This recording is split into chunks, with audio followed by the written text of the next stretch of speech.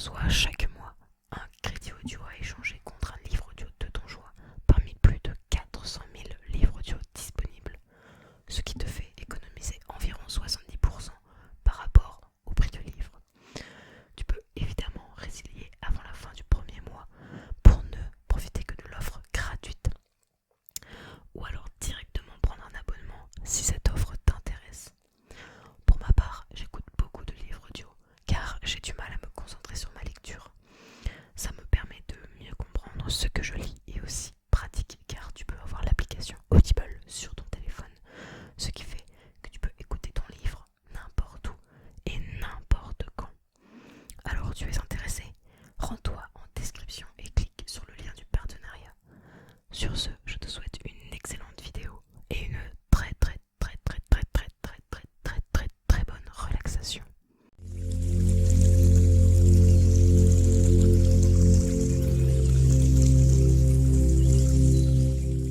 J'ai vécu seul, sans personne avec qui parler véritablement, jusqu'à une panne dans le désert du Sahara il y a 6 ans. Quelque chose s'était cassé dans mon moteur, et comme je n'avais avec moi ni mécanicien ni passager, je me préparais à essayer de réussir tout seul une réparation difficile. C'était pour moi une question de vie ou de mort. J'avais à peine de l'eau à boire pour 8 jours. Le premier soir, je me suis donc endormi sur le sable, à 1000 milles de toute terre habitée. J'étais bien plus isolé qu'un naufragé sur un radeau au milieu de l'océan.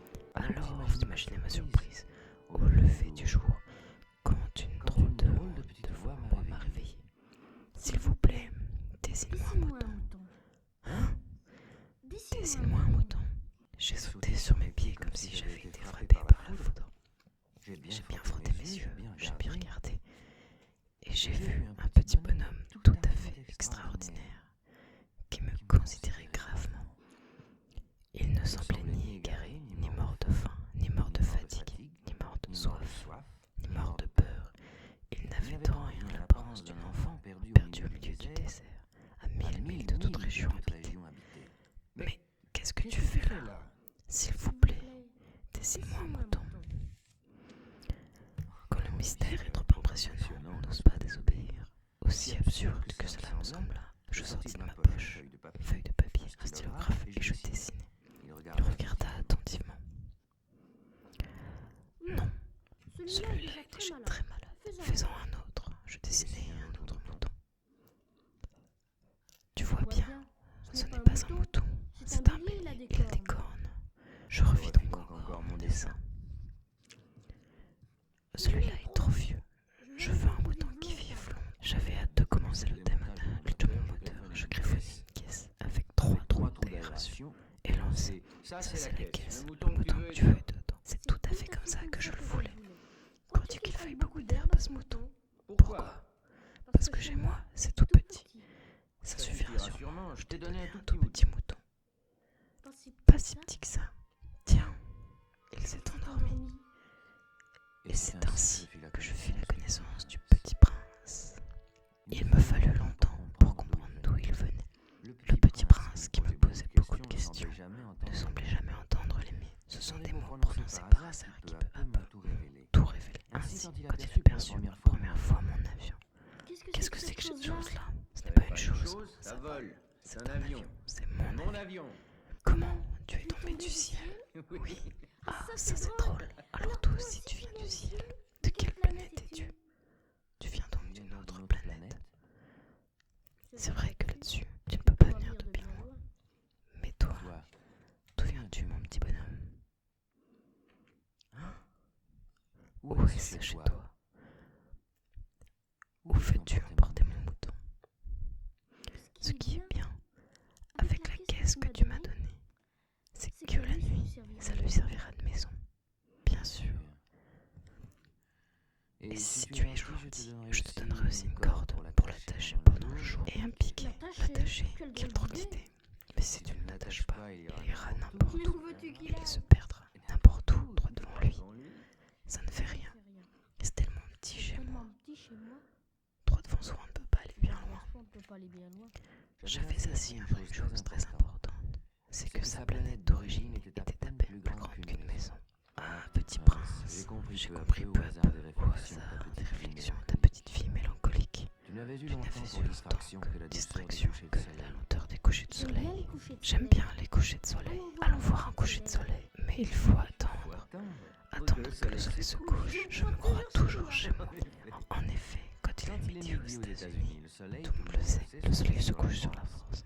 Il suffirait d'aller en France en une minute pour assister au coucher pour de aller soleil. assister au coucher de soleil. Malheureusement, la France est trop éloignée. Mais sur ta Mais sur ta si petite planète, il te il suffirait suffirait de tirer ta chaise quelque quelque part et tu part. Et tu regarderais le regardais le crépuscule crépuscule quelque chaque part. fois que tu le désirais. Un jour, j'ai vu le soleil se coucher 43 fois. Tu sais, quand on est tellement triste, on aime les couchers de soleil. Le jour des 43 fois, tu étais donc tellement triste. Le cinquième jour, j'étais j'étais très occupé à essayer de dévisser un boulon trop serré de mon moteur car ma panne commençait à me paraître comme très grave. Un mouton, ça mange les arbustes, oui. Et les fleurs. Un mouton mange tout ce qu'il rencontre. Même les fleurs qui ont des épines. Même les fleurs qui ont des épines. Alors les épines, à quoi servent-elles? Les épines, à quoi servent-elles? Les épines, ça ne sert à rien. Ça ne sert à rien. C'est de la pure méchanceté de la part des fleurs. Ah, je ne te crois pas. Les fleurs sont faibles. Elles sont naïves. Elles se rassurent comme elles peuvent. Elles se croient terribles avec leurs épines. Et tu crois, toi, que les fleurs... Mais non. Je ne crois rien. J'ai répondu n'importe quoi. Je m'occupe, moi, de choses sérieuses. De choses sérieuses. Oui, tu parles comme les grandes personnes. Tu confonds tout, tu mélanges tout. Je connais une planète où il y a Monsieur Cramoisi. Il n'a jamais respiré un fleur. Il n'a jamais regardé une étoile. Il n'a jamais aimé personne. Il n'a jamais rien fait d'autre que des additions. Et toute la journée, il répète comme toi, je suis un homme sérieux. Je suis un homme sérieux. Et ça le fait gonfler d'orgueil. Mais ce n'est pas un homme, c'est un champignon. Un quoi? Un champignon. Il y a des millions d'années que les fleurs fabriquent des épines. Il y a des millions d'années que les moutons mangent, mais quand même les fleurs. Ce n'est pas sérieux de chercher à comprendre pourquoi elles se donnent tant de mal pour se fabriquer des épines qui ne servent jamais à rien. Ce n'est jamais important la guerre des moutons et des fleurs. Ce n'est pas plus sérieux, plus important que les additions d'un gros monsieur rouge. Et si je connais, moi, une fleur unique au monde qui n'existe nulle part, sauf dans ma planète, et qu'un petit mouton peut anéantir un seul coup comme ça, un matin, sans se rendre compte de ce qu'il fait, ce n'est pas important ça. Si quelqu'un aime une fleur qui n'existe qu'un exemplaire dans les millions et millions d'étoiles, ça suffit pour qu'il soit heureux quand il les regarde. Il se dit, ma fleur est là, quelque part. Mais si le mouton mange la fleur, c'est pour lui comme si brusquement toutes les étoiles s'éteignaient. Et ce n'est pas important ça. La nuit était tombée. J'avais lâché mes outils. Je me moquais bien de mon marteau, de mes boulons, de la soif et de la mort. Il y avait sur une étoile une planète, la mienne, la Terre, un petit prince inconsolé.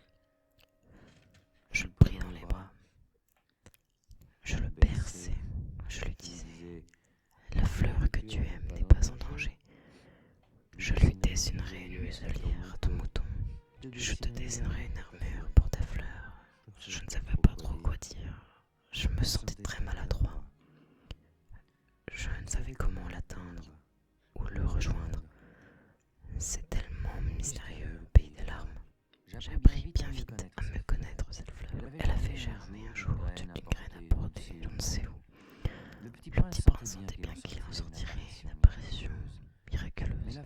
Mais la fleur n'en finissait pas de se préparer à être belle à la boîte de sa chambre. Elle s'habillait lentement, elle ajustait un à un ses pétales. Elle ne voulait pas sortir toute fripée comme les coquelicots. Elle ne voulait apparaître que dans le plein rayonnement de sa beauté. Et oui, elle était très coquette. Sa toilette mystérieuse avait donc duré des jours et des jours. Et puis voici qu'un matin, justement à l'heure du lever du soleil, elle s'était montrée. Je me réveille à peine. Je vous demande pardon, je suis encore toute décoiffée. Que vous êtes belle, n'est-ce pas? Et je suis née en même temps que le soleil. Oui. C'est l'heure, C'est je crois, l'heure, du je petit crois, déjeuner. du petit déjeuner. Auriez-vous Auriez-vous la la bonté bonté de de penser penser à à moi? moi? Ainsi l'avait-elle bien vite tourmentée par sa vanité un peu ombrageuse. Un jour, par exemple, parlant de ses 4 épines, ils peuvent venir, les tigres, avec leurs griffes. Il n'y a pas de tigres sur ma planète. Et puis les tigres ne mangent pas d'herbe. Je ne suis pas une herbe. Pardonnez-moi. Je ne Je ne crains rien des tigres, mais j'ai horreur des courants courants d'air. Vous n'auriez pas un paravent? Et puis le soir, mettez-moi sous globe. Il fait très froid chez vous, c'est mal installé. Là d'où je viens. Mais elle s'était interrompue. Elle était venue souvent de graines. Elle n'avait rien pu connaître des autres mondes. Humiliée de s'être laissée surprendre après apparemment son Josinev, elle avait toussé 2 ou 3 fois pour mettre le petit prince dans son tort. Et le petit prince, malgré la bonne volonté de son amour, avait vite douté d'elle. Il avait pris au sérieux des mots sans importance et était devenu très malheureux. J'aurais dû ne pas l'écouter. Il ne faut jamais écouter les fleurs. Il faut les regarder, les respirer. La mienne a embaumé ma planète. Mais je ne savais pas m'en réjouir. Elle m'a embaumé et m'éclairé. Je n'aurais jamais dû m'enfuir. J'aurais dû deviner sa tendresse derrière ces pauvres ruses. Les fleurs sont si contradictoires. Mais j'étais trop jeune pour savoir l'aimer. Je crois qu'il profita pour son évasion d'une migration d'oiseaux sauvages. Il arrosa une dernière fois la fleur, se prépara à la mettre à l'abri sous son globe, et se découvrit l'envie de pleurer. Adieu. Adieu.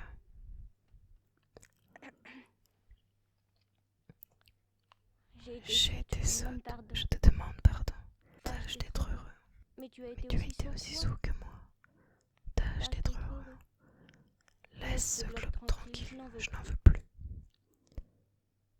Mais le vent, je ne suis pas si enrhumée que ça. L'air frais de la nuit me fera du bien, je suis une fleur. Mais les bêtes, il faut bien que je supporte 2 ou 3 chenilles si je veux connaître les papillons. Il paraît que c'est tellement beau. Sinon, qui me rendra visite? Tu seras loin, toi. Quant aux grosses bêtes, je ne crains rien, j'ai mes griffes. Ne traîne pas comme ça, c'est agaçant. Tu décides de partir, va-t'en.